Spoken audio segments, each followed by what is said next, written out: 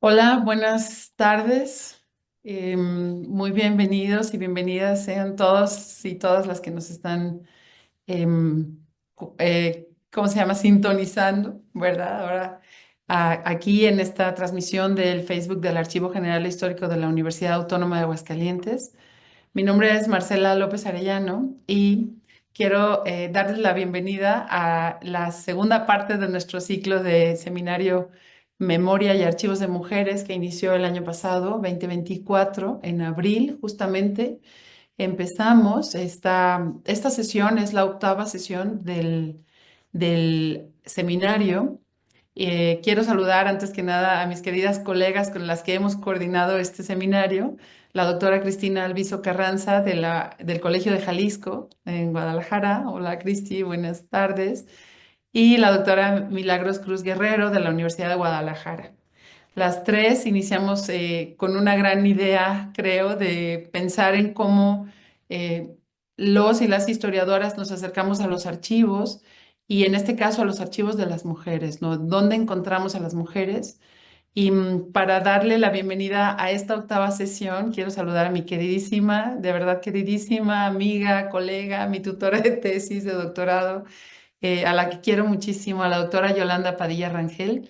Ella nos acompaña, ella está aquí. Quiero darle la bienvenida, claro, a Yolis y voy a leer su currículum para que ella, pasando esto, ella pueda ya comenzar con su presentación. La doctora Yolanda es licenciada en investigación educativa por la Universidad Autónoma de Aguascalientes, es maestra en estudios regionales por el Instituto Mora y doctora en ciencias sociales por el Colegio de Michoacán. Hizo estudios de doctorado en humanidades en la Universidad Pompeu Fabra en Barcelona. Es autora de más de una quincena de libros, varios artículos y capítulos de libros sobre educación, religión, mujeres y niños en el siglo XX mexicano. Impartió cursos de pregrado y posgrado. Hasta hace poco fue profesora investigadora de la Universidad Autónoma de Aguascalientes y miembro del Sistema Nacional de Investigadores e Investigadoras. Recibió el Premio al Desarrollo de las Humanidades por el Fideicomiso Olivares Santana y también recibió el Premio de Investigación en Ciencias Sociales y Humanidades otorgado por la Universidad Autónoma de Aguascalientes. Actualmente participa en algunas actividades académicas y funge como secretaria del Observatorio Diocesano de Aguascalientes. Además, les quiero mencionar algunos de los títulos de los libros que la doctora publicó a lo largo de estos años. Publicó uno titulado Con la Iglesia hemos topado, Catolicismo y Sociedad en Aguascalientes, un conflicto de los años 70. Otro es El catolicismo social y el movimiento cristero en Aguascalientes. El siguiente es Los desterrados exiliados católicos de la Revolución Mexicana en Texas, 1914-1919. Otro libro, México y la Revolución Mexicana bajo la mirada de Anita Brenner. Otro es La luna y la marea, presencia femenina en la religiosidad católica en Aguascalientes. Uno más, Después de la tempestad, la reorganización católica en Aguascalientes 1929-1950. En el 2021 publicó Un solo movimiento, Peter Yang, un taoísta cristiano. Y en el 2019, Resacralizar lo social, cambio religioso y nuevas tendencias espirituales en el Aguascalientes contemporáneo. Creo que es suficiente, por supuesto que tengo páginas de sus publicaciones, pero yo creo que es suficiente para darnos cuenta por qué la doctora Yolanda Padilla ha tenido tantas experiencias en archivos en donde ha encontrado precisamente mujeres religiosas. Entonces la dejo para que pueda ella presentarnos su conferencia que se llama, fíjense, en este momento no lo apunté, se llama Visibilizarlas para reconocerlas, ¿no? Ahorita nos dices, por favor, bien el título, Yolis, y pues muy bienvenida y adelante. El sonido. Venga. Muy bien, pues muchas gracias. Buenas tardes a todas. Quiero agradecer en primer lugar a las organizadoras de este seminario, Marce, Cristina, Milagros, por este esfuerzo interinstitucional que están haciendo y por la coordinación de este seminario tan rico. No me he perdido ninguna sesión. También por el apoyo técnico de Pedro Hernández, porque sí, la verdad me pongo algo nerviosilla con lo técnico. Bien, pues voy a comenzar. El título de mi plática es Visibilizarlas para reconocerlas. Experiencias en 3 archivos de mujeres religiosas. La siguiente, por favor. Donde hay mujeres, las cosas mejoran y el camino hacia sociedades mejores pasa por la educación de las mujeres, dijo el Papa Francisco hace poco, y yo creo que tiene razón. Ahora, el hecho que lo diga un papa cobra relevancia por el papel de invisibilidad que históricamente han tenido las mujeres en la Iglesia, a pesar de que en ellas ha descansado en muy buena parte su sostenimiento y su crecimiento. La Iglesia, dice el Papa, las necesita, y más aún dijo, porque la Iglesia es mujer, es hija, esposa y madre. ¿Y quién mejor que la mujer para revelarnos su rostro? Y dentro de las mujeres en la Iglesia Católica están por debajo de la jerarquía masculina las religiosas, cuya historia ha sido poco conocida y que sin embargo han dejado ellas gran cantidad de su energía femenina en la Iglesia, una energía invisible, pero que puede verse a lo largo de la historia. ¿Qué es lo que me llevó a acercarme a los archivos de religiosas? Bueno, cuando se publicó el primer libro que mencionó Marce de Con la Iglesia hemos topado, bueno, pues fue mi tesis de maestría. Yo quería seguirme dedicando a la investigación de la historia de la Iglesia y necesitaba acceso al archivo diocesano, pero siempre que iba me decían que lo estaban reorganizando y tal vez sí era cierto. El caso es que nunca tuve acceso a ese archivo y esto me orilló a acercarme a los archivos de religiosas. Antes exploré archivos en otros países en donde no tuve ningún problema en consultar archivos católicos, pero bueno, aquí las religiosas me abrieron sus puertas, estoy muy agradecida por ello y pues casi sin ningún requisito me dejaban. En esta ocasión les quiero compartir mi acceso a archivos de 3 institutos religiosos. No son todos los que he consultado más o menos en total como 5, pero me quiero centrar en 3 nada más porque es la experiencia más fuerte. Ellos son el Archivo de las Misioneras Hijas de la Purísima Virgen María en Aguascalientes, el Archivo del Monasterio de la Visitación en Mixcoac, Ciudad de México, y el Archivo General de Maestras Católicas del Sagrado Corazón en Aguascalientes. He de decir también en esta introducción que los métodos utilizados en mis diferentes investigaciones fueron cambiando de acuerdo con el tipo de documentos que fui encontrando en cada uno de los archivos, aunque el periodo histórico casi siempre es el mismo, es el periodo de la Revolución Mexicana, más o menos 1910 a 1940 y a veces me paso a un poquito después. Así, para el caso del archivo de las religiosas de la pureza, o sea, el primero que mencioné, Misioneras Hijas de la Purísima Virgen María, pero abreviadamente les voy a decir de la pureza, encontré un escrito autobiográfico, cartas, testimonios y un álbum. Y entonces ahí utilicé métodos de la cultura escrita. En el caso del archivo de las religiosas de la Visitación, encontré escritos, no, perdón, diario espiritual, memoria, ahorita les digo, pero me centré en diario espiritual y memoria espiritual, para lo cual seleccioné un método que se llama hermenéutica simbólica, porque estaba repleto de símbolos. Y para el caso de las maestras católicas, utilizamos en plural, porque fue junto con ellas que elaboramos el libro, el métodos de la investigación narrativa, historia oral, conceptos como trayectoria, puntos de inflexión. El interés por las religiosas se me despertó cuando, al hacer mi tesis doctoral en el Colegio de Michoacán, encontré que en los años después de la Revolución las religiosas se habían triplicado su número, mientras que los varones solo habían crecido un poquito, pero no habían ni siquiera duplicado su número. Las religiosas lo triplicaron en la década de 40, 70. Yo dije, ¿por qué? ¿Qué está pasando aquí? O sea, ¿qué pasó históricamente? Que a pesar de haber sido tan perseguidas o pudiéramos decir obstaculizadas en su labor, y porque perseguidas es un término más católico, al haber sido tan exclaustradas, privadas de sus medios de sustento, colegios, hospitales, asilos, etcétera, y a pesar de que se las había prohibido vivir en comunidad, ellas superaron todo tipo de obstáculos, utilizaron una gran cantidad de estrategias, mostraron una agencia increíble para conseguir sus objetivos de fundar instituciones asistenciales, educativas, de salud, etcétera. Entonces se me despertó el interés por ellas. Miren, pero aquí en la diapositiva está abajo una imagen que es de las vestales de Roma.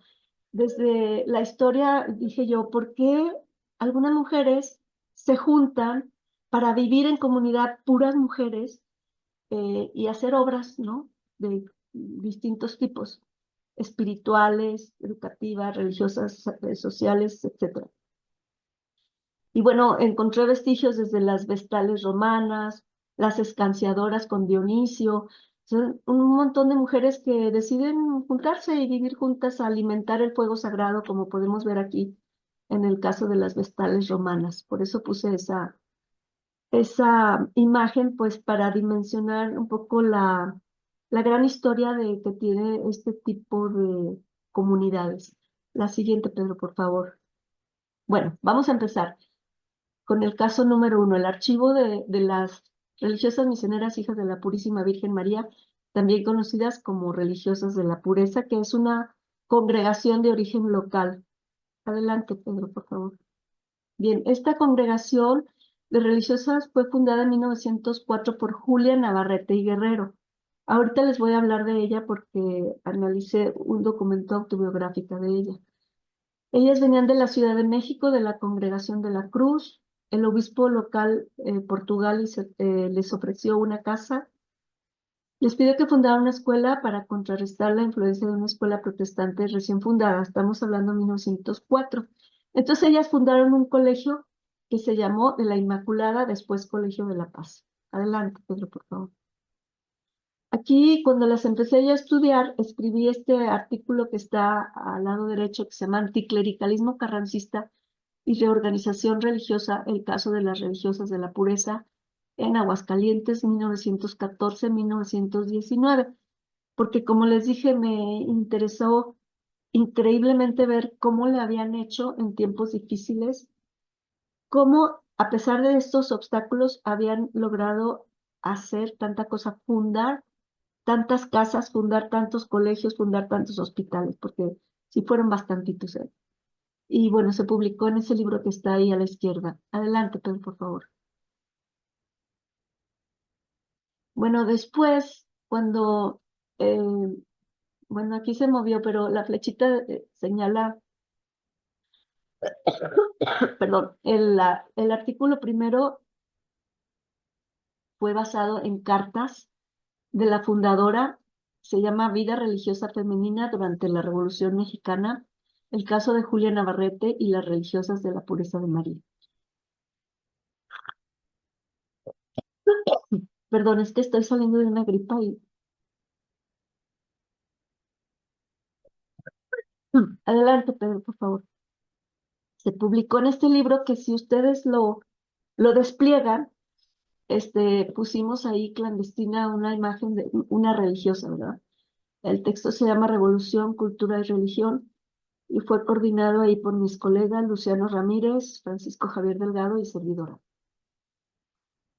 Pero quiero decirles que pues ahí fui abordando poco a poco los testimonios, las cartas y otros documentos de las religiosas y los fui publicando en artículos. La que sigue, por favor, Pedro. Bien, voy a empezar con el documento autobiográfico para que tengan una idea de la fundadora. Se llamaba Julia Navarrete y Guerrero eh, y escribió su autobiografía cuando ya tenía 87 años. Entonces, me llamó mucho la atención porque ahí narraba en términos personales la fundación Y como dicen los que estudian autobiografías, es un instrumento adecuado para vincular lo personal con lo social, ¿no? Entonces, vamos a ver en qué consistía. Ese documento, adelante, Pedro, por favor.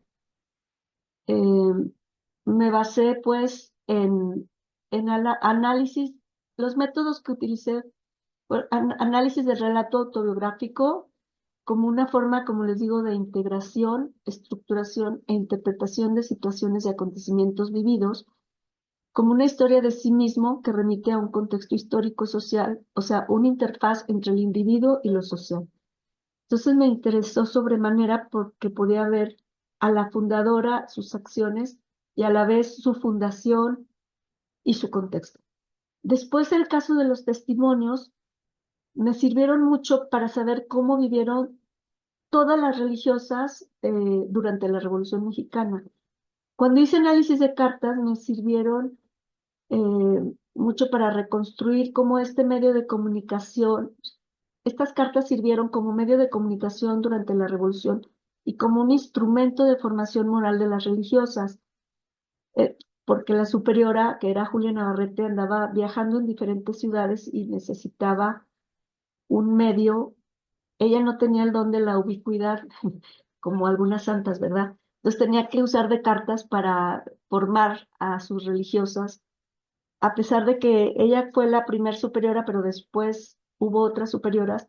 Entonces ella les mandaba cartas para vigilar que se cumpliera el espíritu de la comunidad. Y después me encontré también un álbum conmemorativo y lo analicé como dispositivo de la memoria y como instrumento pedagógico, siguiendo algunos planteamientos de Tere Fernández. En lo de relato autobiográfico sigo algunos, a Paul Ricoeur y a otros autores, ¿no? Adelante, Pedro, por favor. Este es el libro de Julia, que se llama Mi Camino. Así le pusieron las religiosas, autobiografía de la sierva de Dios, Julia Navarrete y Guerrero, porque como está en proceso de canonización, ya está en la categoría de sierva de Dios, ¿verdad? Le falta, pues creo que hacer algún otro milagro o algo para poderla canonizar. Pero aquí es cuando ella tenía 17 años, un poco antes de entrar al convento.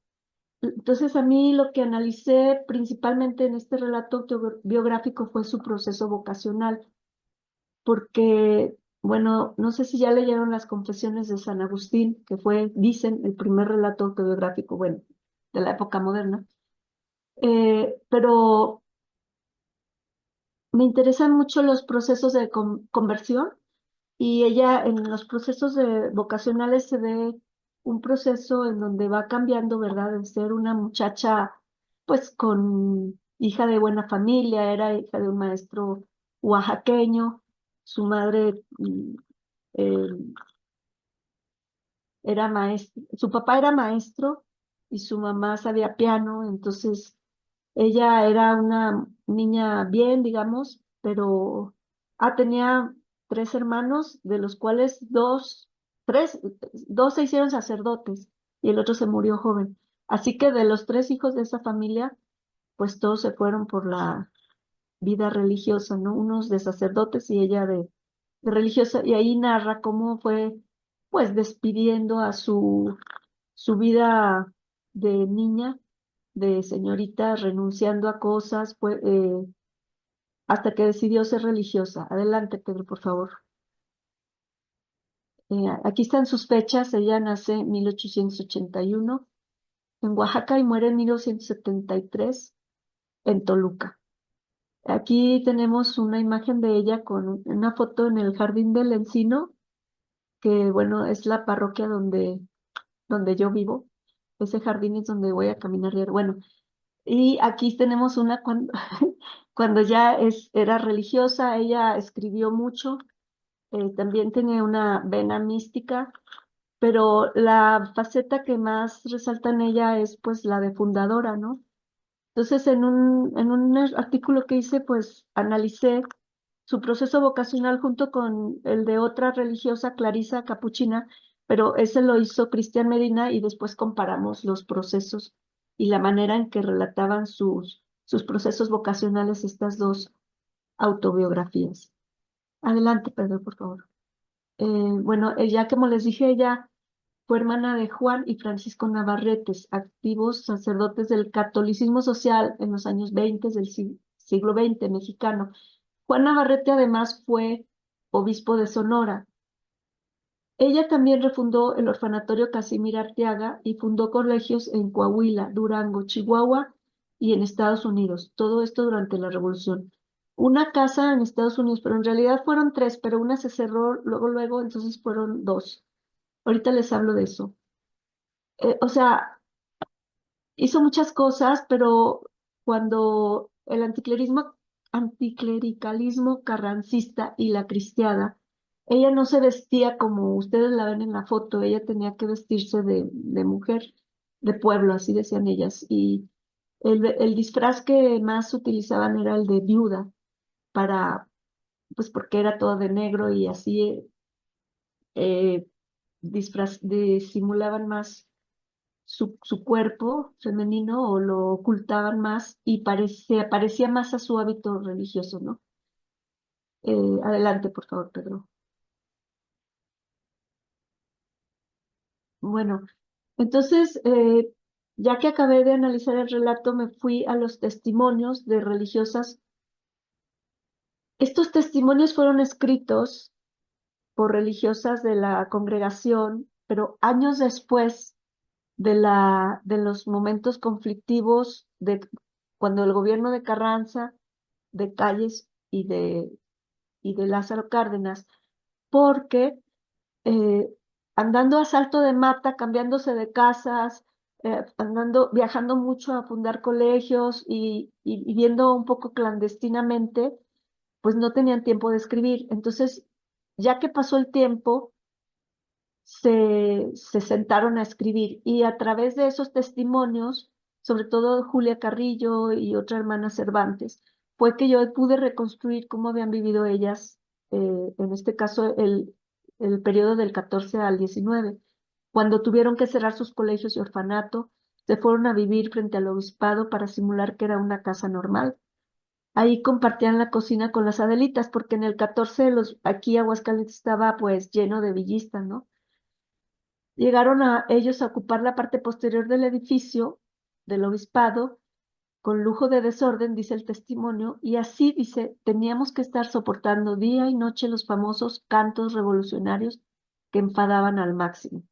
Con frecuencia llegaban las mujeres a pedir por favor que les prestaran la cocina para preparar sus alimentos, o sea, los alimentos de los villistas. O sea, compartían cocina las villistas y las religiosas, pero las religiosas disfrazadas de que atendían un colegio laico, ¿no? Todo esto, estas estrategias de disimulo, de resistir, de disfrazarse, de moverse, de cambiarse de casas, de fundar en otros lugares donde estuviera más tranquilo, fundar colegios, todo eso lo pude reconstruir gracias a los testimonios. Adelante, Pedro, por favor.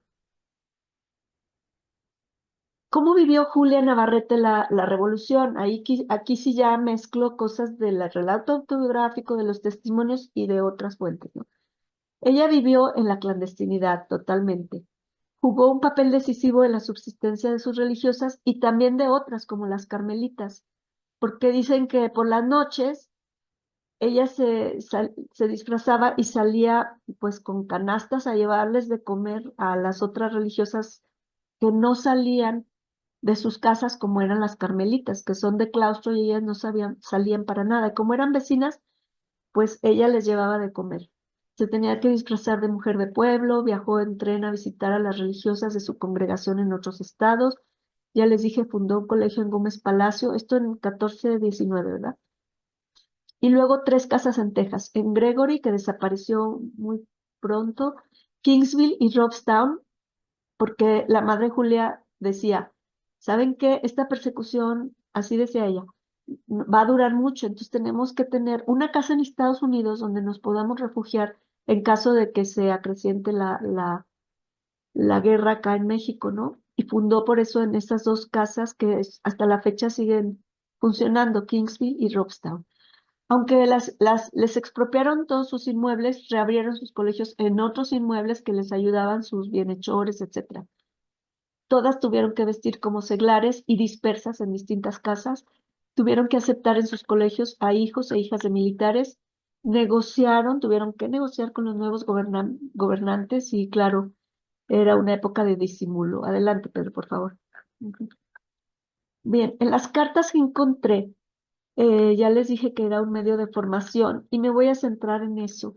Las cartas es un corpus documental que va desde 1918 hasta 1935, porque en 18 Julia, que había fundado a las religiosas, dejó de ser superiora, nombraron a otra religiosa como superiora de aquí de la casa madre, digamos. Cada casa tenía su superiora, pero aquí la superiora central era otra y Julia como que se resistía a dejarse de ser superiora, o algo pasó que la superiora nueva la quiso neutralizar y le dijo, ¿sabes qué? Vete a cuidar los otros colegios, las otras casas, y fue por eso que ella escribía cartas.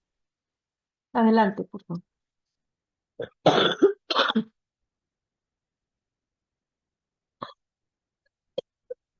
Perdón. En esas cartas encontré que ella enfatizaba mucho el espíritu de su congregación, que es el de misioneras hijas de la Purísima Virgen María. Entonces, el concepto de pureza es central. Esto lo vimos también en una tesis de Cintia Iniesta Salazar, que hizo su tesis de maestría conmigo y enfatizó ella o sea, descubrimos y enfatizó ella ese concepto de la pureza. En congruencia con ese concepto, las religiosas, bueno, todas las religiosas hacen voto de castidad, que se refiere como más a pureza sexual y a la virtud de la pureza del alma también, ¿no? La guía una guía que les mandó Julia a sus religiosas se puede sintetizar en la siguiente imagen. Adelante, Pedro, por favor.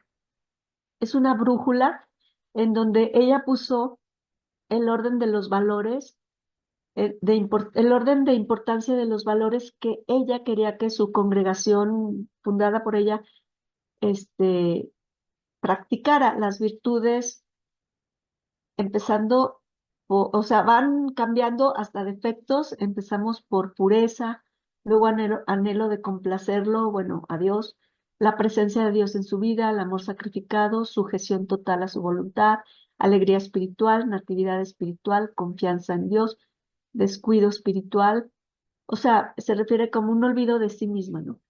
Olvido de Dios, o sea, de hacer las cosas sin mucha intención, evitar la disipación, la pereza espiritual, el desaliento, la pérdida de la vocación, la soberbia, el buscar la honra, el deseo de aprecio, las comodidades, la inmortificación, la vanidad, nada pecado, desconfianza, dominio de sí mismo, mortificación, vencimiento propio, renunciamiento propio y muerte propia. Es decir, ella les dio esta brújula porque decía, la vida religiosa es como navegar en el océano, y si no tenemos una brújula nos vamos a perder. Estos son los valores que nosotros vamos a cultivar y los efectos que vamos a evitar. Y como ven, el número uno, el norte, era la pureza. Entonces vamos a ver más adelante en qué consistía esto. Adelante, por favor, Pedro. Bueno, en el álbum de la coronación de la Inmaculada y de los Juegos Florales, que se dio en 1955, tenemos un ejemplo concreto de cómo se aterrizaba el concepto de pureza en el fomento de la piedad, del culto mariano y en en el modelo educativo de las religiosas, porque acuérdense que ellas tienen colegios. Entonces, adelante, Pedro, por favor. Este álbum, eh, Tere Fernández dice que permite analizar la relación entre texto y su contexto. En este caso, estamos ante yo me basé en su contexto histórico, pues como que ya lo tenía, ¿no? Más o menos lo que les he explicado hasta ahorita, pero me basé en el contexto simbólico. porque en el álbum ellas manejaron un concurso de composiciones de niñas y de jovencitas para la Virgen María, para la Inmaculada. Entonces, ahí las niñas eh, manejaban símbolos, por eso me decidí, me empecé a adentrar en el mundo simbólico de este concepto. El álbum era un dispositivo de la memoria para recordar un evento importante, o sea, la coronación de la imagen de la Virgen de la Inmaculada que presidía la congregación desde hace 45 años atrás. También es un instrumento pedagógico para fomentar el culto a la Inmaculada Concepción de María. Servía para inculcar en las niñas y jóvenes la virtud de la pureza del alma y del cuerpo, o sea, la castidad, la virginidad, todo esto. Y para erigir la vida y la imagen de María como modelo de comportamiento en sus diferentes etapas, de niña, inocente, joven purísima, madre abnegada, viuda, apóstol y corredentora. Adelante, por favor, Pedro. Bueno, para esto el contexto es el de las congregaciones marianas que fueron fundadas por los jesuitas desde 1563 para niños, jóvenes y adultos de ambos sexos por la Compañía de Jesús. Se extendieron por varios países y sus objetivos eran la santificación propia y el apostolado. Para lograr estos objetivos realizaban varias actividades como concursos de composición, que es este caso, y con motivo de la coronación de la Inmaculada. En el marco de los 16 Juegos Florales, o sea, ya venían haciendo muchos, se realizó la coronación de la Inmaculada, que se veneraba en el colegio, como les digo, desde 1910. Aquí está una imagen de unas niñitas del colegio que eran congregantes marianas. Se fijan, tienen su medalla de congregantes. Adelante, Pedro, por favor. Bien, ¿cómo enseñaban la pureza? En sus constituciones y en su ideario educativo, ellas deseaban que cada alma fuera un templo purísimo de Dios. O sea, la pureza principalmente tiene un significado espiritual, la pureza del alma, inmaculada. Concepción de María se refiere a una alma sin mancha. La pureza será representada, pues, en la figura de la Virgen María como madre, reina y señora del instituto. El medio por el cual se alcanzará la pureza serán las congregaciones marianas. O sea, aparte de ser alumnas del colegio, las que quisieran, pero siendo invitadas por las religiosas, podían asistir a las pláticas de las congregaciones y luego recibir una medalla, participar en los concursos y todo esto, ¿verdad? Adelante, por favor. Ellas se ven más grandecitas porque ya había el colegio, tenía primaria y comercio. Bueno, esto ya se repite. Adelante, por favor. Perdónenme, es que sí. Aquí está una imagen de cuando el señor obispo, el obispo que es Salvador Quesada Limón, coronó a la imagen de la Inmaculada. Esto me llevó a mí también a preguntarme después por los significados simbólicos del culto a la Inmaculada, que también escribí un libro al respecto. Adelante, por favor. Bueno, esto ya también lo dije, pero vemos que aquí ya están más grandecitas las congregantes, estas ya eran como de comercio, pero pues creo que la primera es la que ganó el concurso y es su composición la que vamos a analizar, porque sintetiza mucho de lo que representaban las otras composiciones, que era una delicia leerlas en el álbum. Eran 117 niñas participaron en este concurso. Adelante, por favor. Eh, como les digo, participaron esta cantidad de niñas y tenían que hacer una composición literaria a la Virgen María, considerándola en sus distintas etapas y considerando sus distintas virtudes. Por ejemplo, las niñas de primaria, pues, se enfocaban en la Virgen Niña, las más grandecitas en la Virgen Jovencita. Luego, las de comercio, que ya eran a veces hasta mamás, pues, en la Virgen Madre, en la Virgen Apóstol, en la Virgen, así, en las distintas etapas de la Virgen María. Y a unas les daban banda de honor, de las ganadoras, también, creo que un ramillete floral. Adelante, por favor. Estas son las ganadoras. Miren, la de la derecha es la que ganó. Pero estas ganaron, las de la izquierda, en las distintas categorías. Eh, El álbum decimos que es un instrumento pedagógico porque cultivando la escritura de las niñas, las hacían interiorizar el modelo pedagógico que buscaban las religiosas. Adelante, por favor.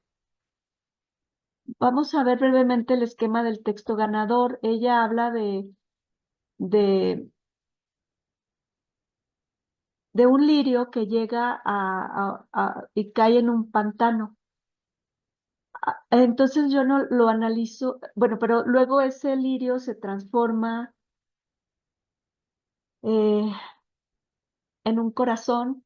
Miren, lo vamos a leer mejor por ejes simbólicos. El de abajo, el eje de abajo es el nivel más básico, digamos, había un pantano que era negro, que era estéril, que era como quien dice la sociedad mundana y la alumna y el mundo, ¿no? Y luego está un punto intermedio que era como una transformación donde había un corazón rojo, sangre, un colegio, un alma y un sacrificio. Todo esto narrado con las palabras en el relato de la ganadora, hasta llegar a un final en donde todo se transformaba en un lirio blanco, símbolo de fecundidad cristiana, de pureza y de Cristo. ¿Sí? Entonces tenemos un, un relato en tres niveles semánticos que indican un aumento hasta llegar a un símbolo que es el lirio blanco, símbolo de la pureza. Ahí no lo analizaban, yo, este es de mi cosecha, ¿eh? Adelante, por favor. Ellas nomás lo escribían y ya. Entonces el simbolismo de la pureza yo lo analizo como una doble dimensión. Pureza del cuerpo en cuanto a virginidad y castidad. Recuerden que estamos en los años 50, cuando a las niñas les era muy importante no tener relaciones prematrimoniales, cultivar la pureza de su cuerpo y también la higiene, ¿eh? La higiene es un aspecto muy importante en estos colegios. La pureza del alma, sobre todo, era para preservarla del pecado y para que pudiera entrar el Espíritu Santo. Las congregaciones marianas eran un medio para transmitir estos valores y los juegos florales un recurso didáctico privilegiado. Así, las alumnas interiorizaban estos valores al escribir composiciones sobre la Virgen y la pureza. La composición ganadora entonces muestra el valor de la pureza y cómo éste era asimilado por las niñas, pues logró que la autora dar con un símbolo que representaba la pureza, que era el lirio que surge del pantano. Adelante, Pedro, por favor. Entonces, como les dije, después pues me interesó el culto mariano y escribí este librito que se llama Una mirada histórica y simbólica al culto mariano en Aguascalientes, a través de la coronación de la imagen de la Inmaculada en 1954. Es otra coronación de la Inmaculada de San Diego, en donde me aproximé a las teólogas feministas que analizan el culto mariano, encontrando como tres vertientes. Una que dice que la figura de María es el símbolo de toda opresión femenina, otra que dice que la figura de María está siendo reivindicada como representante de los oprimidos y como símbolo de la resistencia de los oprimidos, y otra que dice que es una imagen divina femenina, una imagen femenina de Dios.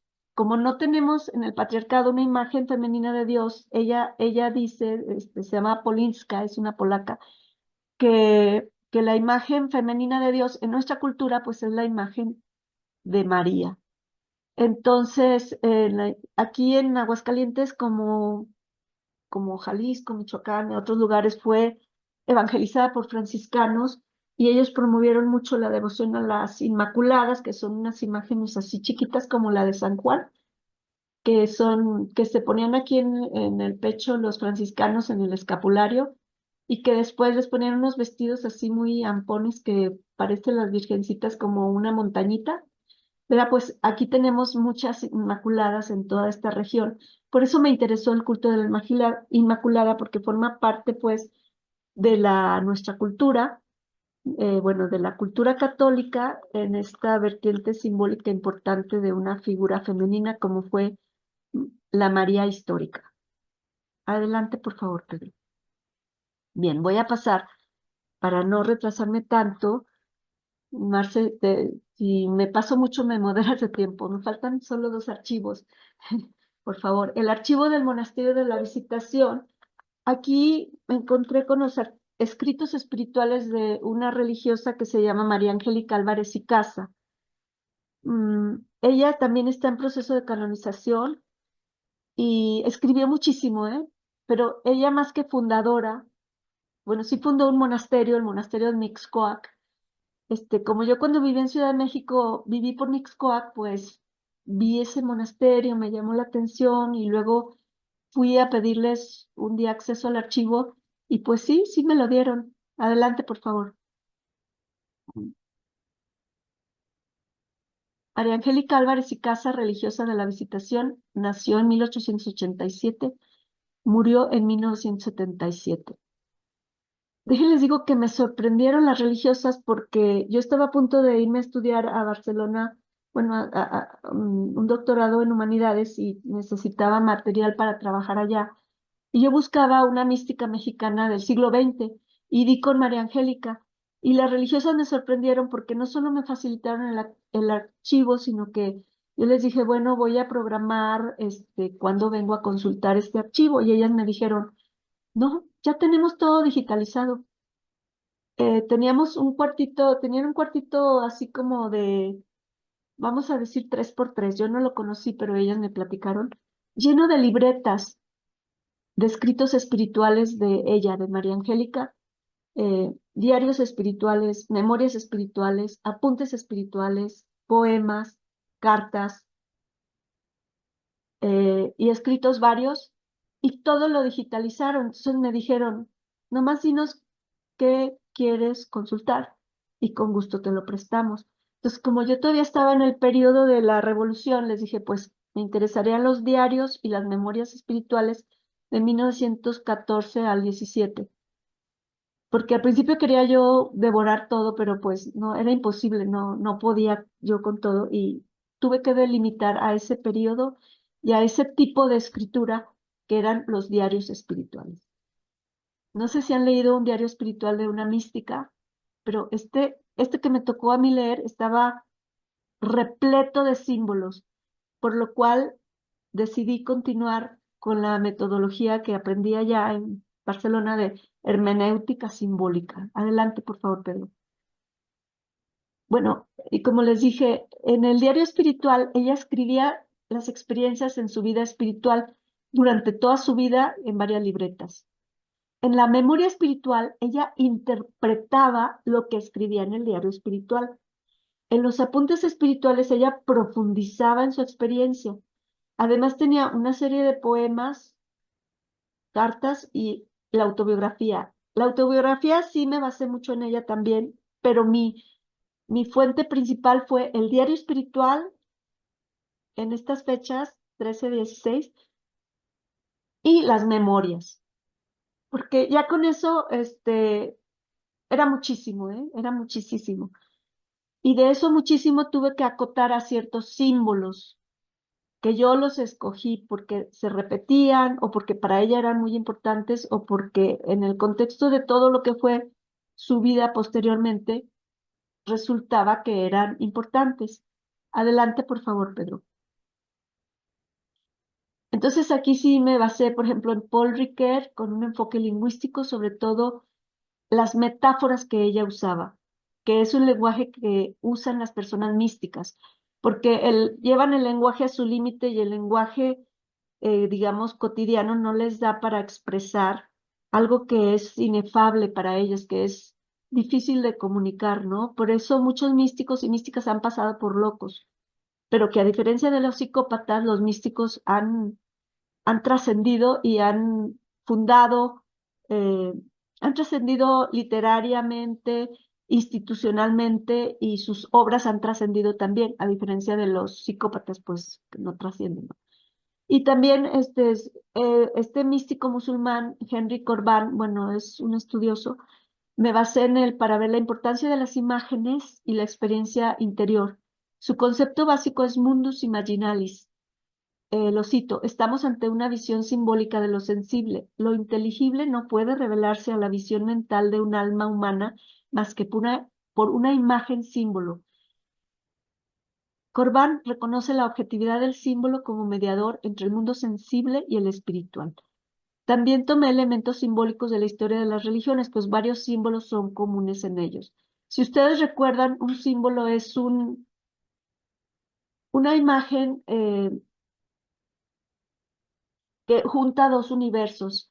Es como si ustedes juntaran dos círculos y en la parte en que se intersecta, esa parte ahí va a estar el símbolo. Entonces el símbolo lo que hace es conectar dos sistemas referenciales diferentes. En este caso, a saber, el mundo interior con el exterior, el mundo espiritual con el material, el mundo temporal con el mundo eterno. Eh, y cuando ustedes se adentran en el manejo de los símbolos y en el lenguaje de los símbolos, estamos en el terreno del arte y pues de la mística, ¿no? Entonces, yo, como ella usaba tanta metáfora, tantos símbolos, pues me tuve que adentrar en esto. eh, y leerme todos los místicos clásicos que Teresa de Ávila, Juan de la Cruz y otros. Adelante, por favor. Las metáforas más utilizadas por María Angélica eran, bueno, la del corazón, pero para esto tengo que decirles que hizo un ejercicio de escritura no convencional. Nosotros escribimos pues con lápiz, con pluma en la computadora, etcétera, pero ella escribió en su propio pecho. Usó como canvas o como lienzo su propio cuerpo y ella estampó en su pecho tres letras, IHS, que es el monograma de Jesús, que es el que usan los jesuitas, porque ella, su confesor era jesuita, tenía cierta influencia, y y también había una mística anterior, ya de siglos pasados, Margarita Lacoque, que había hecho lo mismo, quizás se influyó en ella. Y como sus padres eran hacendados, mandó hacerle al herrero un hierro como con los que hierran a las vacas y con ese monograma. Y después en su cuarto calentó el hierro y se lo estampó en el pecho, de manera que le quedaron grabadas aquí como quemadura cicatrizada, tres letras, IHS. Significa que ella pertenece a Jesús. Todo esto fue en vísperas de lo que los místicos llaman matrimonio espiritual, su desposorio espiritual, ¿no? ¿Cómo interpreto yo este símbolo? Ella lo hizo nada más. Primero lo interpreté como un tipo de escritura sui generis, ¿no? Como un tipo de tatuaje, pero no es tatuaje porque el tatuaje es inyección de tinta y ella lo que hizo fue cicatrización o scarification, que dicen los gringos, ¿no? Entonces, como les digo, cuando la quemadura se le cicatrizó, le quedó estampado esto. Ella solo lo escribió para sí misma en su diario, pero al momento de su muerte, su enfermera descubrió también pues ese monograma, ¿no? Yo lo interpreté como una marca de pertenencia, tal como los hacendados erraban a sus vacas porque decían, esta vaca es mía, ¿no? Entonces ella era una religiosa que pertenecía a Jesús y ella se usó ese método de marcar pertenencia que usaban los hacendados, lo usó en su cuerpo. También para marcar un territorio sagrado, porque en el pecho está pues cerca del corazón, ¿no? Marcó que su corazón era de Jesús. Y el corazón lo interpreto con ayuda de las religiones, porque el corazón es un símbolo importantísimo en todas las religiones, como lugar de conversión, como vía de acceso a lo sagrado, como órgano de percepción, como sitio de encuentro con la divinidad, como lugar de transformación y como centro sagrado. Entonces, este es un centro importante, un símbolo, perdón, central en la narrativa de estos años de María Angélica. Más o menos esta foto corresponde a la edad en la que se hizo esa marca, ¿no? Adelante, por favor. Otra metáfora que ella usa mucho en esta época es la de la infancia espiritual. Esta foto es también de ella cuando era niñita. está en su autobiografía. Y, y en la infancia espiritual ella maneja también esta metáfora de la pequeñez, de ser criatura frente al Creador, la humildad, ¿verdad? Porque pues un niño bebé, o sea, si no depende por completo de su padre, pues no, o de su madre, más bien de su madre, pues no la va a hacer solo, entonces tiene que aceptar que depende de su madre. Ser como un niño en cuanto a inocencia, en cuanto a candidez, en cuanto a espontaneidad, recuperar su niño interior y también como un renacimiento espiritual, porque hay varios pasajes bíblicos que hablan de si no eres como niño, no entrarás en el reino de los cielos, ¿se acuerdan? Bueno, de todo esto ella habla. Otra metáfora, adelante Pedro, por favor, es la de la experiencia de ofrecer pan y el vino. En estos años, ella estaba encargada del refectorio, entonces, en estos años también ella sufrió exilio porque Carranza las corrió a las religiosas extranjeras y entonces ella estuvo un tiempo en Morelia, luego se subió a un barco y después llegó a Madrid. En estas partes que les menciono, México, bueno, Morelia, el barco y en Madrid, siempre que eh, ella estaba frente a un pedazo de pan y a una copa de vino que tenían en el refectorio de Morelia, en el barco y en Madrid, ella siempre eh, hacía una acción de gracias, que era tomar el pan y el vino, levantarlos, dar gracias y después partirlo y consumirlo. Se trataba de un pan primordial, entonces yo aquí analizo el simbolismo del pan y del vino en la cultura católica. Como ustedes saben, se trata de la Eucaristía, un pan del cielo, un alimento espiritual, una comida eucarística. Ella le daba ese sentido, pero no lo decía explícitamente, yo lo interpreto. Y el vino también el vino en las culturas siempre ha tenido un efecto confortante, embriagador, que alivia toda pena y que te hace ser como niño, no te hace decir todo. Y que la acción que ella hacía era dar gracias e imitar lo que hizo Jesús, que en la última cena comió pan y bebió vino. Ella platicó esto a sus confesores y el primer confesor, el mexicano, cuando todavía estaba en México, le dijo, sí, pues hágalo, no tiene nada de malo, sígalo haciendo. Y lo siguió haciendo. Siempre estaba a solas en el refectorio, lo hacía, ¿no? Y dice ella que se transformaba. Ay, ¿por qué me veo borrosa algo? Bueno, ahorita recupero. Y dice que se transformaba y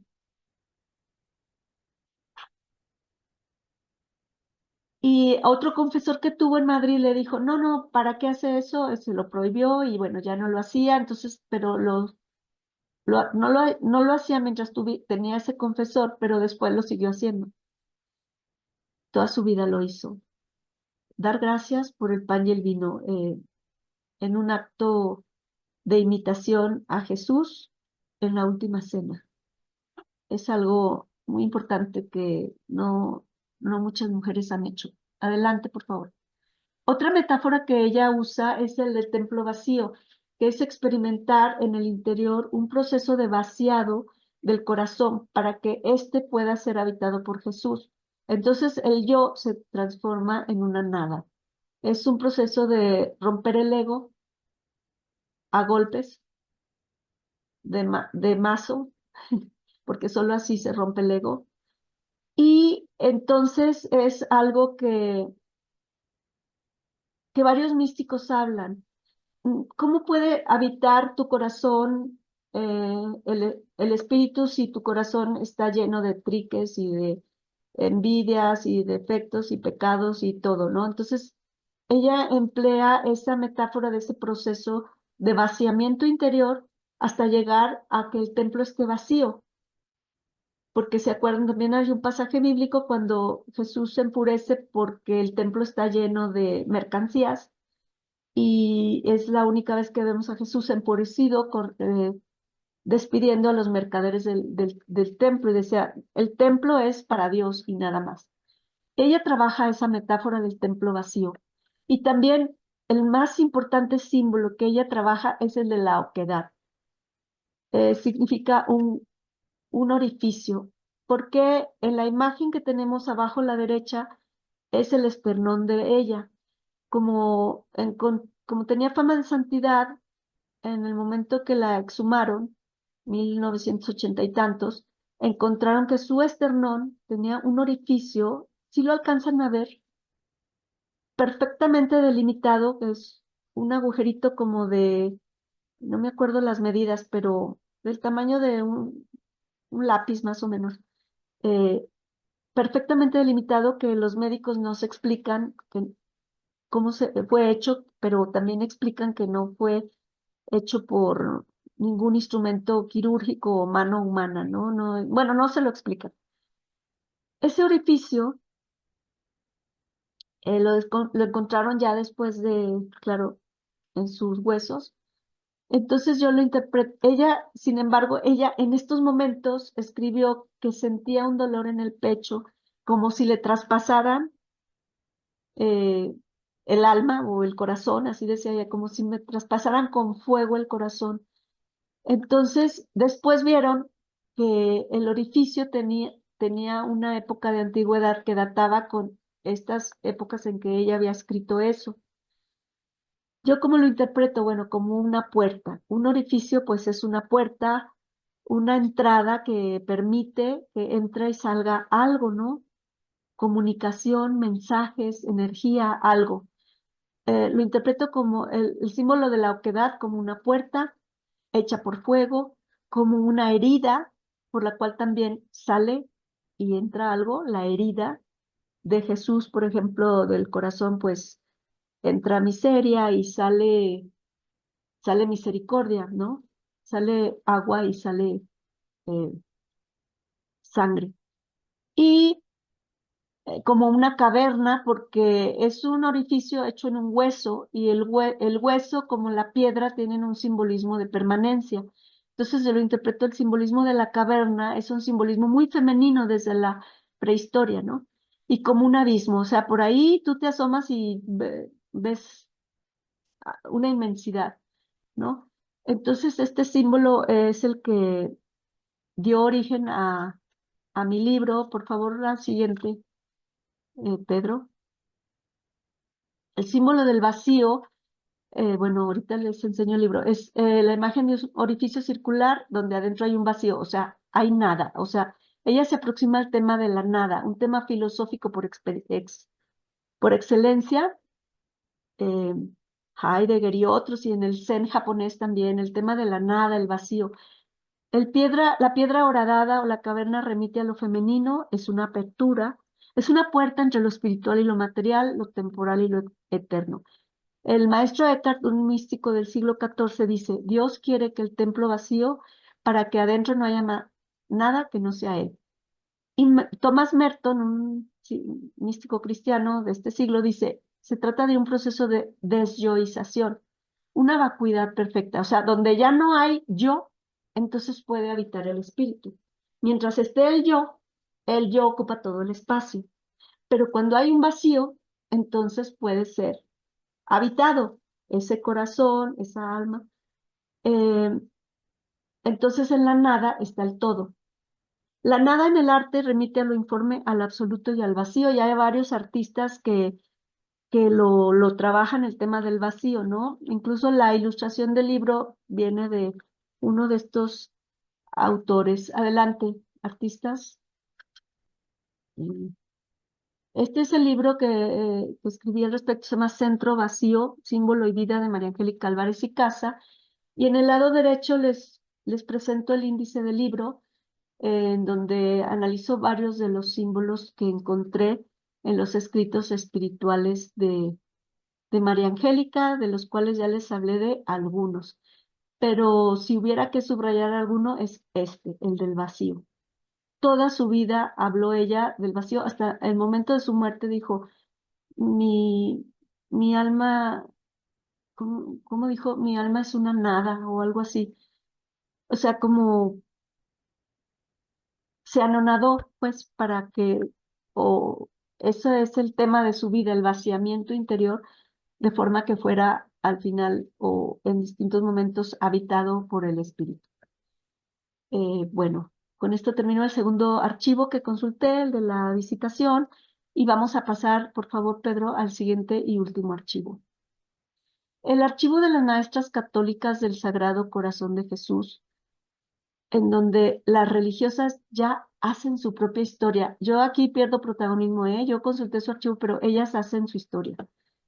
Ellas, yo las venía viendo históricamente en distintas investigaciones, pero cuando las conocí, adelante, Pedro, por favor. Este, ellas me contactaron porque ellas querían hacer una historia de las primeras 30 religiosas que murieron dentro de su congregación. Este es su archivo. Está bastante bien organizado, está bastante consultable y ellas se estuvieron basando.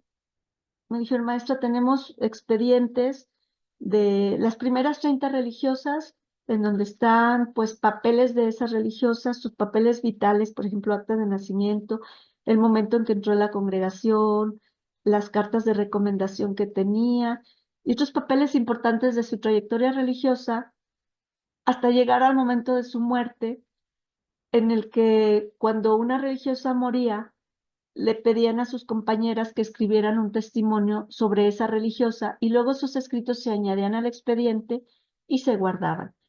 Entonces, ¿cómo podemos trabajar este material? Y dije, bueno, pues hay un género literario que se llama vidas, ¿verdad? O sea, vida de Santa Teresa, vida de esa que vida de muchas vidas en la agiografía católica. Y pues si quieren, usamos este término y luego lo enriquecemos con investigación narrativa, con historia oral. Y luego hicimos juntas un ejemplo de cómo podía quedar la semblanza de unas dos, tres religiosas. Y luego, si quieres, darle a la siguiente, Pedro, por favor. Ellas conformaron un equipo de 10, 12 religiosas que, como ellas son maestras, pues saben escribir, son cultas. Nos pusimos a estudiar, me pidieron, les di unos 2 o 3 talleres en donde podíamos familiarizarnos con la documentación y al final cada quien iba a hacer la semblanza de 3 religiosas. En total, éramos 10, pues en total eran las 30, ¿no? Entonces, este trabajo, si quieres darle a la que sigue, por favor, Pedro. mm, Yo como resultado un libro que ahorita les presento, pero antes les quiero hablar de ellas porque es una congregación de origen local que fue fundada en 1925 por el obispo José de Jesús López y González para la educación de los niños, especialmente los más pobres, para resistir por medio de la educación los embates anticlericales revolucionarios. Las primeras religiosas atendieron la educación de los niños, un orfanato y a las obreras católicas. Crecieron y se multiplicaron rápidamente. Aquí están unos niños de sus colegios en la imagen y luego pues ya la que sigue, Pedro, por favor. Aquí de las primeras religiosas, miren con sus delantales, ¿no? Y luego con los niños de los colegios en distintos actos piadosos porque pues claro, ellas daban la educación católica, aunque tenían que disimular porque con la legislación mexicana pues no podían dar abiertamente educación religiosa, pero se las ingeniaban y de todos modos la daban. Llegaba el inspector y escondían todos los símbolos religiosos, ¿verdad? Es típico, era típico en la época, pero luego dentro de sus colegios pues podían hacer actos piadosos. Adelante, Pedro, por favor.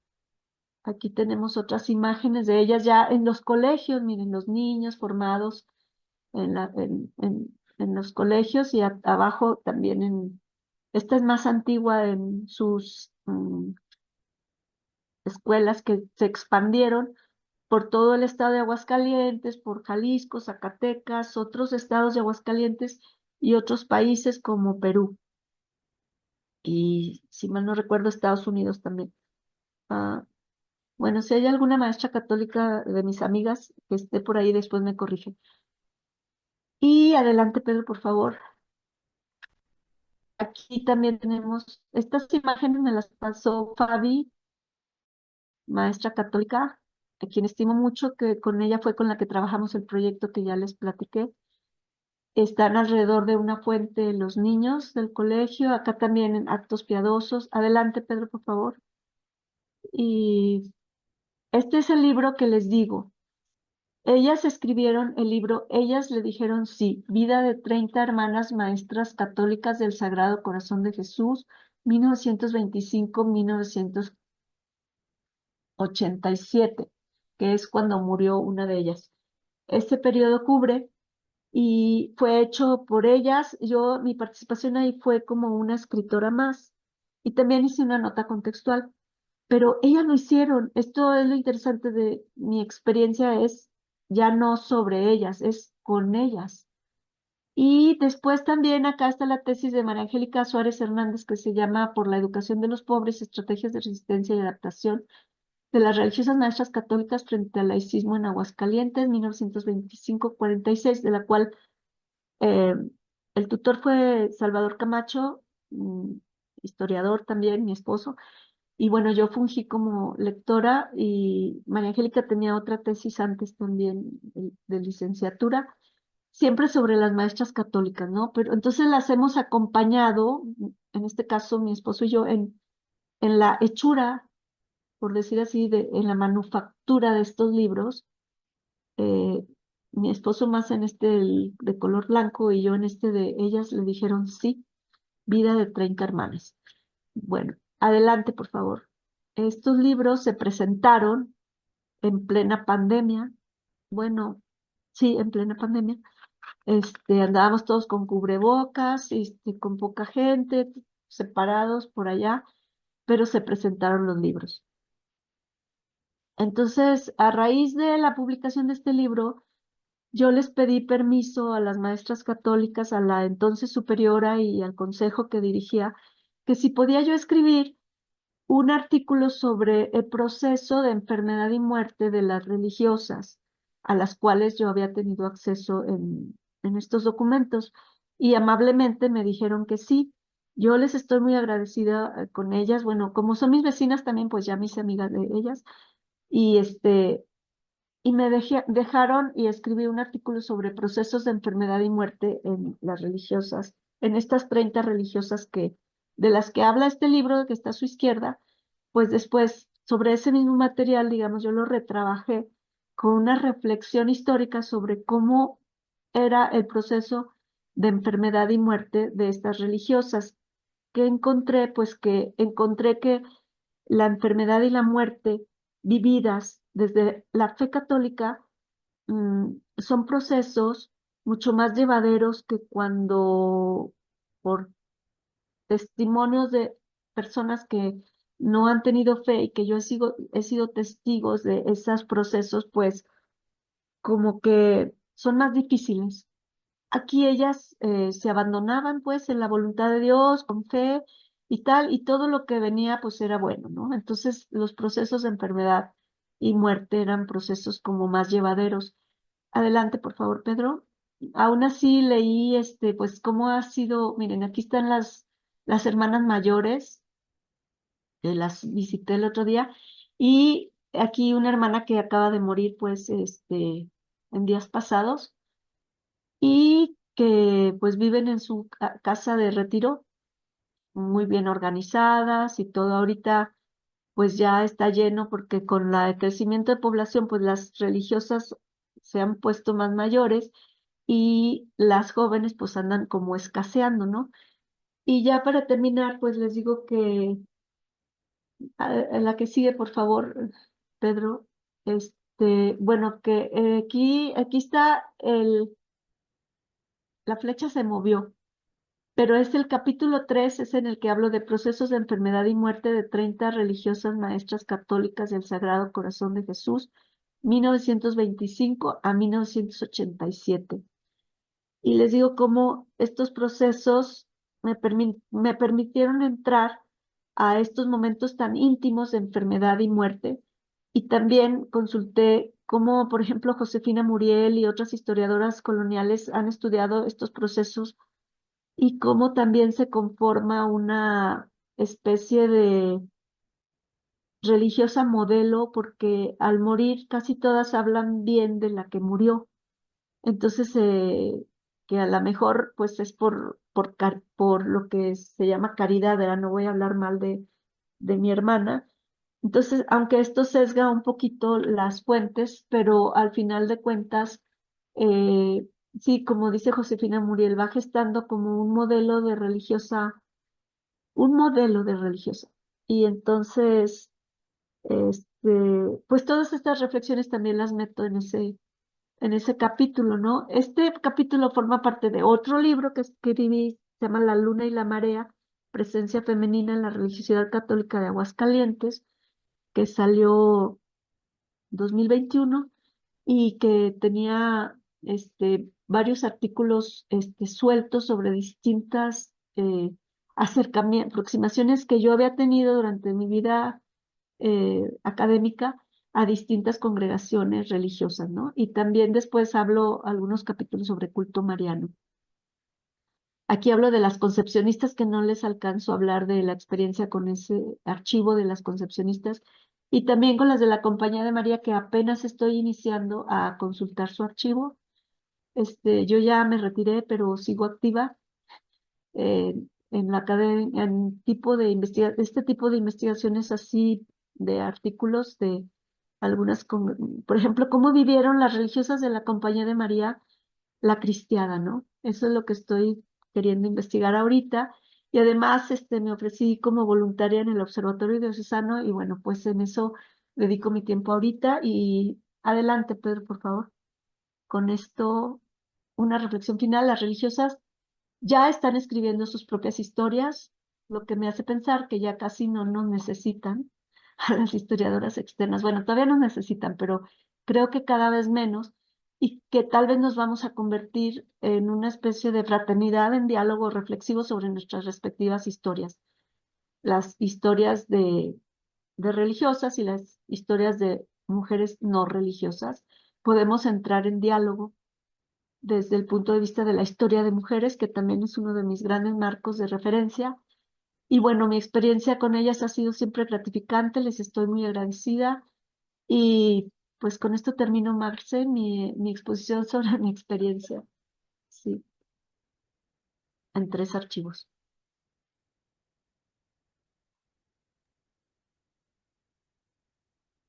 Pues, ¿qué te puedo decir, Yolis? Que siempre que te escucho me emociono y que ahora me muestras como otra forma de mirar los archivos, porque no es lo mismo, justamente ahora con lo que nos muestras, no es lo mismo pensar en un archivo de una mujer, por ejemplo, científica, o de una mujer artista, pintora, que de las religiosas, ¿no? Eh, a ver, tomo la palabra antes que mis colegas, ya ni siquiera les pregunté si querían preguntar ellas antes, pero como arranque de este diálogo después de tu presentación, yo diría, ahora sí que me ha impactado lo que se necesita para entrar a revisar un archivo de religiosas. Primero se necesita ser espiritual y tú lo eres. O sea, tener como esa forma de conectar con ellas desde otro punto. Me parece que sí es necesario, porque si no, quien llegue a esos documentos se queda como en lo muy de encima, ¿no? Lo superficial. O sea, ver cómo revisaste lo que escribieron las primeras religiosas y luego la mística, te implicó a ti llenarte de toda esa cultura religiosa, de ese lenguaje, de ese convertirse, ¿no? Desde adentro Y entonces me hace pensar cómo los archivos de religiosas son otra dimensión muy distinta a la que luego estamos acostumbrados, ¿no? Con cartas como más sobre lo material y tú estás en una parte mucho más como etérea, ¿no? Como esta parte espiritual. Y bueno, empiezo con eso, pero quiero dejar también la palabra para mis colegas y luego para los comentarios que nos han puesto en Face. Adelante, Cristi o Milagros.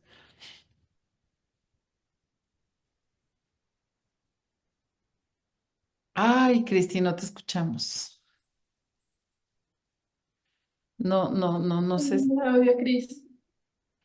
Qué mal. A ver. Bueno, igual aprovecho para tomar la palabra. Me disculpo de antemano porque me voy a tener que desconectar en un momento. Entonces, con mayor razón, aprovecharé el lamentable eh, infortunio con Cristi, disculpa. La verdad es que como bien dice Marcela, su conferencia fue emocionante, incluso, ¿no? Todo lo que trabajó. Me llama mucho la atención el aspecto metodológico que utilizó al entrar a lo de la cultura escrita y que es una buena propuesta metodológica, ¿no? Esto como de revisar las cartas, este gráfico que nos presentó de los valores, a golpe de vista uno ya puede verlo, pero el trabajo que hay detrás de eso debió ser, es inmenso, y aparte sí es cierto esto de que como la persona inmersa en una cultura católica, ¿no? O los que somos católicos y además somos creyentes, por supuesto, este tipo de temas como que puso la piel chinita, pero cómo desprenderse como historiadora católica, creyente, espiritual, dejar como estos aspectos de lado para crear un instrumento metodológico preciso, propositivo.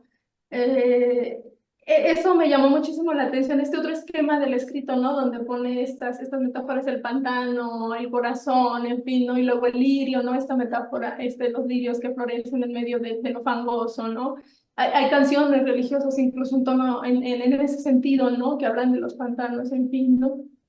Cómo lo desmembró, cómo lo puso en un esquema de una manera muy simple, además, algo que es complejo. Los símbolos, cuando uno se asoma a la Biblia, todos esos escritos, más como dice un diario espiritual de una mujer mística, ¿no? Que es algo absolutamente para nosotros tan terrenales, llega a ser incomprensible, ¿no? Entonces, el trabajo y el reto fue mayúsculo en todos los sentidos y que lo presente tan simple. Eso es una gran propuesta y esta fortuna, ¿no? Cuando dice que llegó al archivo y que estaba todo digitalizado. Qué maravilla, ¿no? Porque eso también ayuda a que no se sumerja uno en un archivo, empezar a ver el documento, sino que ya hay un trabajo hecho que quizás le permitió dar el brinco a otro aspecto metodológico, y lo hizo como más digerible hasta cierto punto en su ayuda, ¿no? Esta cuestión de los tiempos, en fin. Pero esto metodológico que hizo, tan sencillo que lo explicó, me llamó muchísimo la atención. Y es cierto lo que dice también Marce, ¿no? No es lo mismo desarrollar la escritura autobiográfica de mujeres científicas, en mi caso de mujeres que cocinaban, pero esto tiene otra profundidad. Revela otros planos, ¿no? En los que no estamos acostumbrados a profundizar, y usted lo hizo de una manera simple, hasta cierto punto, pero todo lo que hay detrás. Pues la verdad es que mi admiración de verdad, ¿no? Y la felicito por esto. Y bueno, ¿cuáles fueron otros retos, ¿no? A los que se enfrentó a la hora de estar de sumergirse en estos textos, ¿no? De los símbolos, que son muy variados, como cuáles fueron los otros retos que se le presentaron, más que nada por ahí a mi pregunta, y muchísimas felicidades y disculpen que me tenga que desconectar en unos minutitos. Gracias, Milagros. Pues adelante, Jolis. Ah, bueno, sí, tienes razón, Milagros. Gracias por tus comentarios. Sí facilitó mucho el hecho que ya estuviera digitalizados. Digamos que me perdí la escritura original, pero me facilitó el avanzar rápido desde mi casa en la lectura y el análisis de textos. Y como que también me fue más o menos sencillo dar con esta metodología de la hermenéutica simbólica. Pero yo creo, Milagros, que cada tipo de documento te va llevando hacia un tipo de método que sea más eficaz para interpretar ese tipo de documento. Porque, por ejemplo, las cartas, pues no, con hermenéutica simbólica no. necesita otro tipo de aproximación, ¿no? El testimonio otra, el relato autobiográfico otro, más de los análisis estructurales del relato y otras metodologías por ejemplo, a mí me gusta el seminario de ustedes que es interinstitucional, pero que también nosotros podríamos ser como historiadoras interdisciplinares no de que dominemos otras disciplinas, pero sí aproximarnos a algunos métodos que manejan en filosofía o en estudios culturales o en literatura y que nos ayudan a interpretar mejor lo que nosotros estamos encontrando, ¿no? Y los retos que, pues mira, en el contexto académico liberal mexicano, todos estos temas son vistos como que les da alergia. Entonces, ahí fui algo como que siempre batallé de que iba contracorriente antes, porque de unos 15 años para acá ya hay muchos historiadores del catolicismo, en los congresos ya hay congresos de historiadores católicos, ya hay muchos muy buenos historiadores y pues ya, la verdad, ahora sí ya me siento como pez en el agua, pero la verdad que no, así retos o muchas dificultades, no, yo creo que en otra vida fui monja y que por eso se me facilita la empatía, ¿no? Con ellas. Ajá. Ya te podemos escuchar, Cristi, o tú escríbenos algo, o no sé. Gracias, Milagros. Que te vaya bien.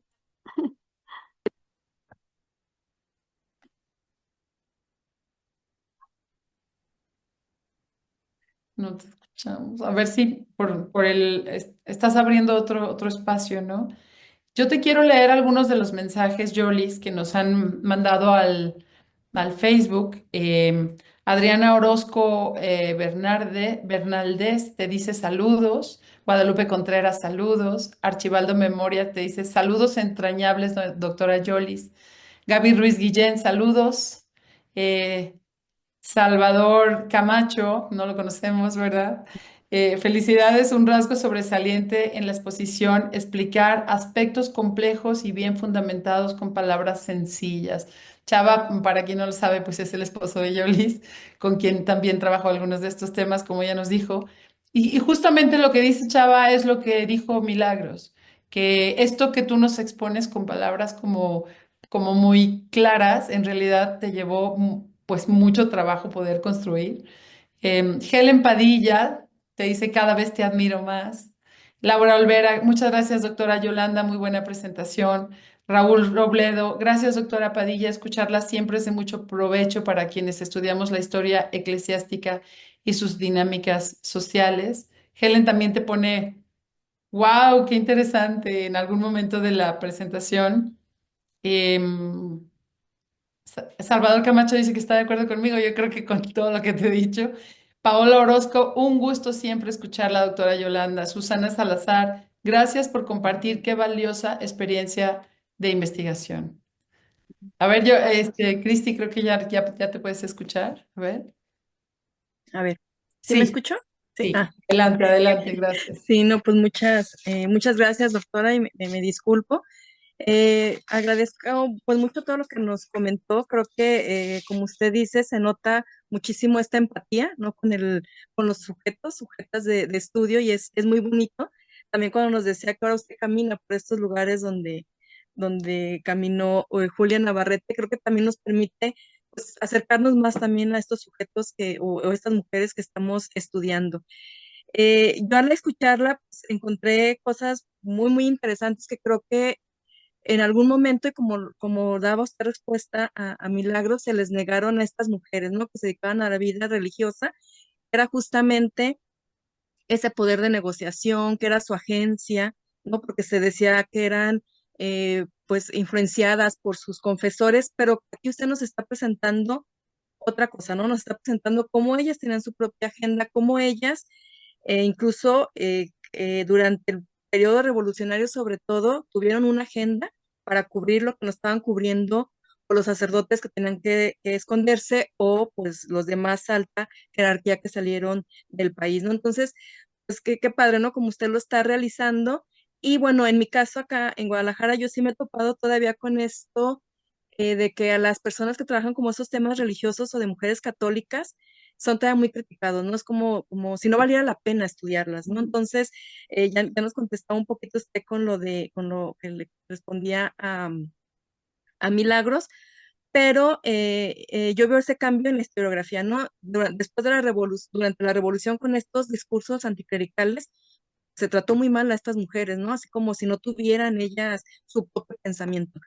Y la historiografía a veces repitió eso, y la historiografía que usted marcó ya rompió esos estereotipos que había sobre estas mujeres y nos da un gran avance. Y bueno, más que mi pregunta sería justamente preguntarle, porque me llamó muchísimo la atención, lo de estas, que usted nos decía, como estos símbolos corporales, y que nos señalaba que se los encontraron posterior, cuando murió.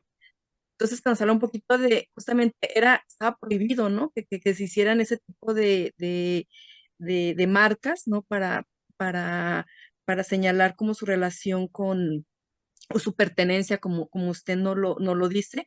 Estaban prohibidos, y de alguna manera, ¿cómo interpretamos que a pesar de que estaban prohibidos, ellas lo hicieran? ¿No? ¿Qué significaba? Era también parte de esta agencia, de esta forma de ellas llevar de su propia manera la religión. Y tienes razón. Mira, por ejemplo, en el caso de la autobiografía, hay un concepto que hizo una autora, Sonia, no me acuerdo el apellido, pero que decía, son autobiografías por mandato, o sea, los confesores las obligaban a escribir para que después tuvieran elementos, los confesores siguientes, para evaluar si las cosas que estaba experimentando esa mística eran de Dios o eran del diablo. Entonces, la escritura eh, obligada, eh, bueno, se llama así autobiografía por mandato, pero las mujeres lograban apropiarse de esa, a pesar de que era obligada, lograban meter ahí cosas como más de su cosecha, como utilizarlo como medio de expresión. Mira, en la Edad Media les tenían prohibido escribir y luego acá les obligaban a escribir, entonces, ¿de qué se trata, no? Pero aún en la Edad Media que tenían prohibido escribir, escribían y luego las quemaban en la hoguera por eso, y sus escritos eran salvaguardados. Y ahora las obligaban a escribir a la autobiografía, que para valorar mejor su alma, pero de todos modos ellas aprovechaban esa obligatoriedad y escribían lo que querían. Después algunos confesores les metían mano, pero a los escritos, pero igual podemos alcanzar a ver la voz de las mujeres, la voz propia, la voz en primera persona, ¿no? Y por eso me interesaron esos. También como dices, que a veces estaban estas prácticas prohibidas bueno, la de las penitencias corporales no estaba prohibida, pero se fueron como regulando con el tiempo y el Concilio Vaticano II y todo. Pero la de herirse con fuego, pues sí estaba medio prohibida, pero ella se las ingenió para conseguir el hierro con la marca que ella quería, con el fuego que necesitaba y hacerlo, ¿no? Eh, y en la revolución lo que dices es muy importante. Hay una gran paradoja. A pesar de que las eran muy obstaculizadas en su acción social por el gobierno, paradójicamente, creo que un general carrancista quería acabar con todo tipo de clero, no acabar, exterminarlo. Paradójicamente los hizo que se multiplicaran.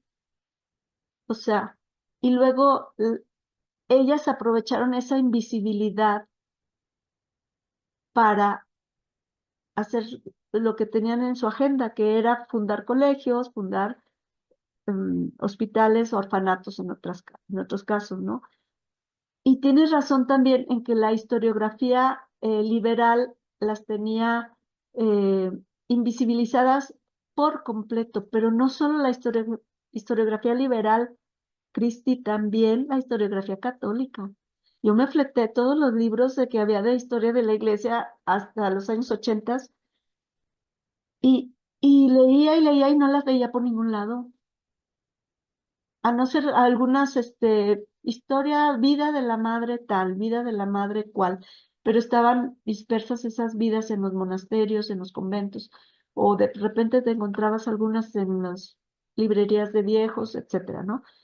Entonces, estaban invisibilizadas hasta por la historiografía católica, eso era y quizás no solo por la historiografía, por la realidad católica, ¿no? O sea, por eso, bueno, por eso empecé mi presentación con una cita del Papa actual que quiere no solo visibilizarlas, sino que ya las puso en cargos de decisión y que las está como revalorando y que en algún momento les dijo, ustedes no son eh, sirvientas de los padres, les dijo ustedes. Y la paradoja está en que a pesar de que eran invisibilizadas y de que eran no valoradas y de que destinaron gran cantidad de energía femenina, históricamente hablando, en estas obras, a pesar de eso, ellas hicieron mucho. Ellas aprovecharon esa invisibilidad por usar ese concepto de invisibilidad y de y por us- y lo revirtieron a su favor. Es una forma de resiliencia y es una estrategia para sacar adelante lo que ellas consideran es su misión. O sea, ir en contra de toda adversidad y lograrlo, ¿sí? Ese sería como mi mensaje. Cristi. Uy, Jolis, muchas gracias. A ver, ahorita que te iba a contestar, Cristi, te leo otros mensajes. La doctora Hilda Monraz dice, felicidades por este gran seminario y esta magnífica sesión. María Esquivel Olvera, muchas gracias por compartir su trabajo. Gaby Hernández, creo que su investigación da voz a aquellas palabras que se quedaron encerradas entre los muros del claustro y que son historias que iluminan el papel fundamental que desempeñaron estas mujeres en la historia. Hilda Morraz también dice, muy importante saber la historia de las mujeres en las religiosidades, particularmente en la Iglesia Católica. Y por aquí estaba completo el de Gabriela. Decía, pensamiento, ellas participaron a través de la escritura y dejan de ser sombras en la historia para convertirse en testigos y protagonistas de su tiempo. Sí. Escucharla siempre es un placer, doctora Yolanda. Eh, la verdad sí, yo estoy de acuerdo con todos los mensajes y con todas las preguntas. Yo te preguntaría aquí, Yolis, ¿qué le recomendarías a los y las historiadoras que se quieren precisamente interesados en la historia de las mujeres religiosas y que quizá tienen el acceso a alguno de estos archivos, pero al encontrarse documentos tan distintos, ¿no? Tan distintos a los que podemos encontrar en un archivo de un estado o de una, no sé, de algún otro, o personal de alguien que no es religioso? ¿Qué le recomendarías para poder comprender que esta escritura es distinta, que sí hubo documentos censurados, que sí es, muchas veces es escritura por solicitud, ¿no? Alguna vez lo hablabas tú en alguna clase que les pedían que escribieran los confesores a las hermanas, ¿no? A las religiosas. ¿Qué les dirías? ¿Cuáles serían como dos o tres recomendaciones que tú nos pudieras dar a quienes estemos interesadas en esto? Bueno, aproximarse con humildad a los archivos porque pues ellas son dueñas de sus historias, ¿no? Y también suspendiendo un poquito los prejuicios que a veces hay hacia las religiosas mm, que las pretenden como juzgar con parámetros muy mundanos. Entonces hay que entenderlas en su propia lógica espiritual, en su propia lógica comunitaria, en su propia lógica social. Aquí hay una dosis de empatía, no caería mal, y buscando los métodos adecuados para entender los documentos que se encuentren, para escuchar esas voces que a veces están, como dijeron por ahí, perdidas entre los muros de los conventos y de los monasterios, encerradas, pero que han trascendido los muros y que la escritura es un instrumento, ha sido un instrumento muy bueno para eso, ¿no? Entonces yo les recomendaría leer con atención esos documentos, escuchar con atención esas voces, valorar la escritura y, y no tomarlas como objeto de estudio, sino como sujeto, saber qué le parece si lo hacemos juntos, porque ellas todas tienen todas las religiosas que yo conozco, aunque hay opiniones que dicen que les falta formación y que no sé qué, yo con las que he conocido, todas son o maestras o enfermeras o así, pero todas están formadas en cuestiones religiosas, todas tendrían la capacidad de escribir su propia historia. Entonces, no sentirse de que yo soy el historiador o la historiadora non plus ultra que voy a hacer la historia de ellas que no saben hacer su propia historia, sino, oigan, vamos haciéndolo juntos, ¿no? Esto me lo enseñaron ellas. Entonces, yo les agradezco a ellas, o sea, me refiero a las maestras católicas y les agradezco a todas las religiosas que he leído, que es sus escritos, porque como decía Michel de Certeau, ¿verdad? ¿Qué es este oficio de historiadora que me hace dialogar con los muertos? Muchos ya están en mejor vida y yo todavía puedo dialogar con ellos mediante su escritura. Entonces, estar muy atento a ver qué nos dicen esas voces y ser justas o justos con lo que nos digan ellas o ellos, ¿no? En la dimensión en el sentido que ellas nos lo querían decir y no ponerles palabras o interpretaciones, sino estar, como la hermenéutica es esa aproximación entre el hermeneuta y el que escribe a un punto medio, esa es la hermenéutica, ¿no? Entonces, encontrarnos con ellos en un punto medio de significado entre lo que ellas quieren decir y nosotros queremos entender desde otra época. Como dicen los que dijeron, que no me acuerdo quién lo dijo, pero lo dijo, hay que traer el presente, no, hay que traer el pasado al presente y no llevar el presente al pasado. No con nuestros prejuicios del presente, sino desprendernos o dejarlos entre paréntesis un poquito para ir a ver cómo ellas estaban viviendo esa realidad, ¿no? Y aquí pues la palabra clave es comprensión, es escucha, es lectura atenta. Eso es todo. Uy, Joris. Eh, sí, porque escucharte a ti hablar de cada uno de estos trabajos es precisamente mirar eso que nos dices, el gran respeto con el que te acercaste a los documentos, a cada uno de estos archivos. Pero yo creo que si tú no hubieras mostrado esa empatía, esa sensibilidad con las distintas religiosas con las que estuviste, o sea, también tiene que ver, ¿no? Como tú dices, yo quiero colaborar dándole voz a esto que se escribió en algún momento, ¿no? Y yo creo que es un gran valor y que aparte no lo puedas presentar en este seminario que afortunadamente llega mucha gente, es como también agradecerte a ti que hayas hecho este trabajo por tantos años de recuperación de las vidas de ellas y de sus trabajos, porque tú has sido ese instrumento, ¿verdad? Si lo ponemos en manera religiosa, pues tú has sido un instrumento del Espíritu Santo, no sé cómo decirlo, pero bueno, yo también soy creyente y yo pienso que no ha sido casualidad que haya sido tú la que tuviste la oportunidad de acercarte a estos archivos y recuperar estas historias y escuchar sus voces y tratar de darlas a conocer desde sus voces. Y bueno, para mí eso sí es un muchísimo agradecimiento a tu trabajo, ¿no?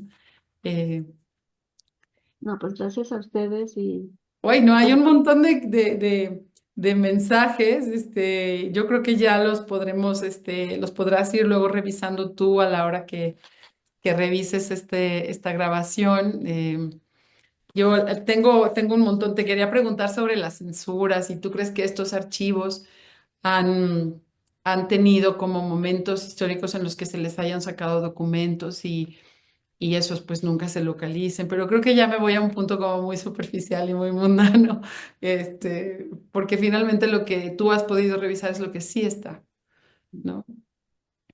Pues yo Y, creo que sí se perdieron muchos documentos durante la cristiada, durante las épocas de que andaban al salto de mata en el anticlericalismo carrancista, se perdió mucha información, pero pues los poquitos documentos que hayan sobrevivido pues tienen que ser muy bien resguardados y bien apreciados, ¿no? Ujú. y también agradecer a todas esas religiosas que en algún momento los escondieron Sí, para que no se perdieran, tanto en sí, Mixcoac como aquí en Aguascalientes y en todo el mundo.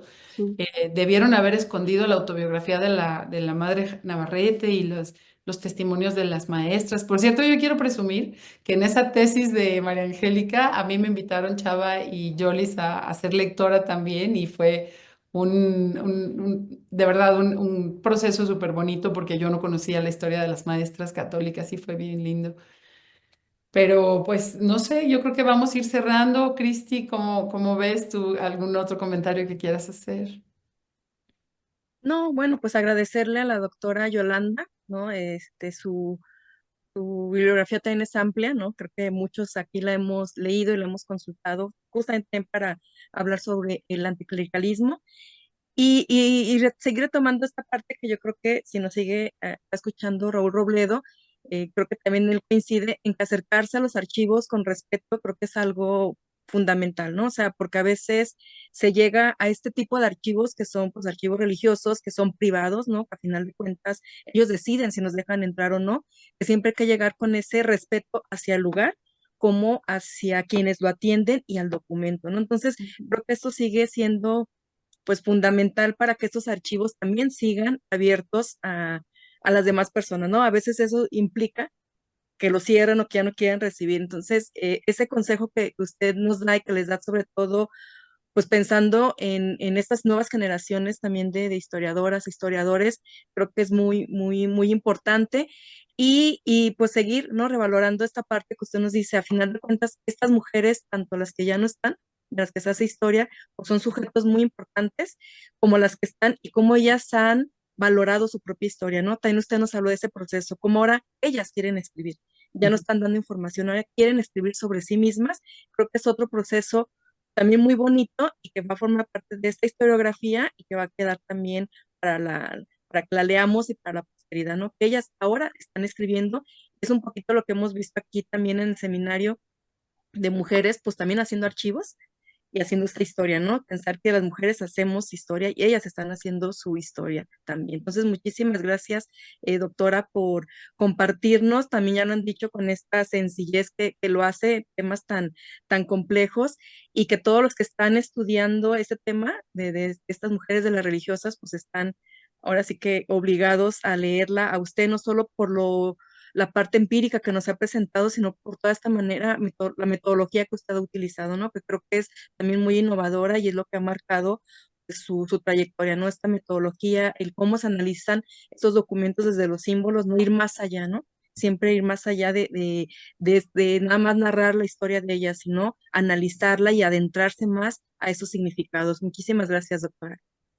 Gracias. Y fíjate, Cristian, de algo de lo que dices es que en el caso de las maestras católicas, en el equipo de escritoras que hicieron el libro, había jovencitas, novicias, y estaban haciendo la historia de las primeras religiosas de su congregación que habían muerto dentro de la congregación.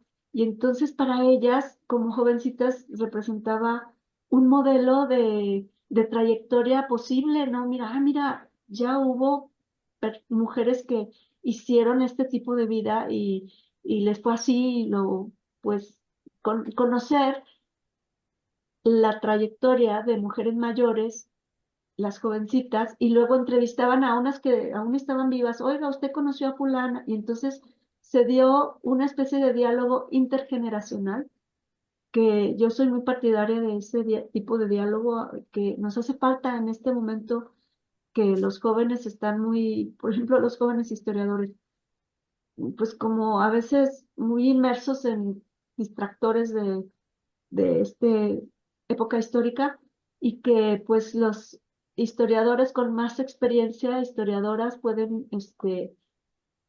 ayudarlos a observar otras cosas o a simplemente hacer su trabajo de una manera más acompañada, un poco más pues como se hace en la academia, ¿verdad? Sus tutores, sus maestros, sus lectores, también se da, pero con las religiosas también se puede dar un diálogo interprofesional, por decir así, y también intergeneracional. Cuando se hace historia dentro de una comunidad, se puede hacer un ejercicio de comprender lo que vivieron generaciones pasadas y entender por qué esto llegó a ser así al momento en que yo vivo, ¿verdad? Y hay Yolis, pues mucha podríamos posibilidad. seguirnos varias horas platicando de esto, la verdad, yo me llevo muchísimas notas, preguntas, sobre todo un descubrimiento que con todo esto de los temas del archivo para mí ha sido acercarme a los tipos distintos de archivos cada vez, siempre ha sido como un descubrimiento, ¿no? Yo no había pensado en los archivos de las religiosas como distintos. Los pensaba como archivos, que guardaron documentos, que se quedaron cosas allí, que están las cartas, que están quizá el álbum que yo ya conocía por Cintia y por ti, el álbum de las madres del Colegio de la Paz. Por cierto, yo fui alumna del Colegio de la Paz.